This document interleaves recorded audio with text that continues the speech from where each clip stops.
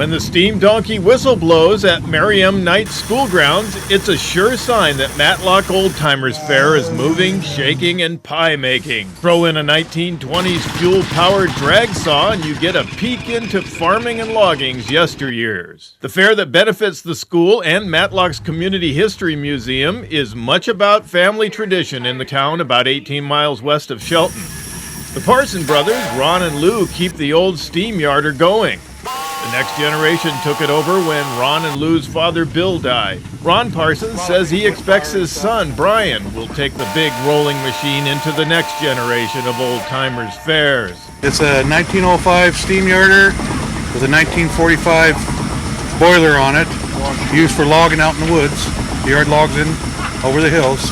Parson says the knocking and hissing steam yarder, powered by swirling fuel-fed flames, is quite a contrast from today's logging equipment. No electronics, no computers, basically a fire and water, and you create steam like a big tea kettle. Parsons demonstrated how it works, easily yarding a heavy piece across the school's playground. Jill Hall and Leroy Tiny Valley say the fair is alive and well, and they expected up to 5,000 visitors because the weather was warm and clear. Hall says the fair is a place to meet family and friends. Started out with raffling off a cord of wood, and they just had a few engines outside, and then the wives wanted to come and they wanted something for the wives, so a couple of the ladies got vendors started coming, and it just has grown and grown and grown ever since. Valley brought his 1941 hay baler to the show. Proceeds from the fair go to the museum, and students sell items that benefit the school. Museum board member Jackie Oien and Stet Palmer, who both graduated from Merriam Night School in 1964, say the money raised at the fair keeps the lights on at the museum.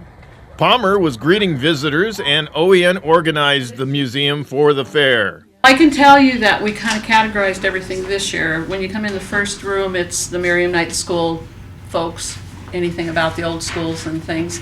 In that room, it's the John Turno stuff. And over here we have annuals. Tiny Valley wanted us to put all the annuals on display so people could actually look at them. And then on the other side, a lot of things from Dora Herring. She was a bus driver here. So it's just a matter of, and this room over here is really unique. It has a lot of things from like Terry and Harold Bierbauer, who lived in the area forever, and a lot of other people from the country here. So it's just, all about Matlock and the school. Down the road from the fair, members of the Rossmeyer family were on their second long day of pie making to raise money for the Matlock Grange Hall. They used the Grange's commercial kitchen to make and bake hundreds of pies from scratch. Last year, they raised more than $4,000 doing so. That amounted to 364 pies sold at the fair.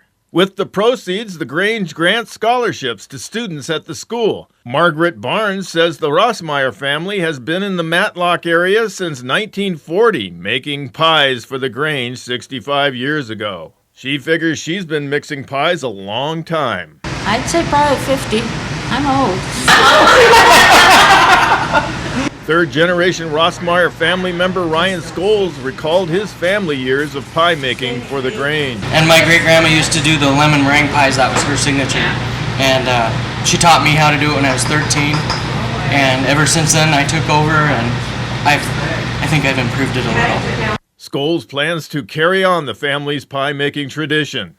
It's so much fun. I mean, this is all family here, and we just have a great weekend. It's all volunteer on our part, and it's a lot of work, a lot of hours on the feet, but it's so worth it. There you go. Ooh, that looks good, smells good, but the taste is the truth.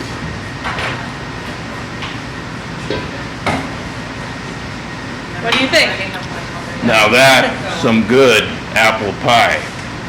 At the Matlock Old Timers Fair, I'm Jeff Chu for I-Fiber One News.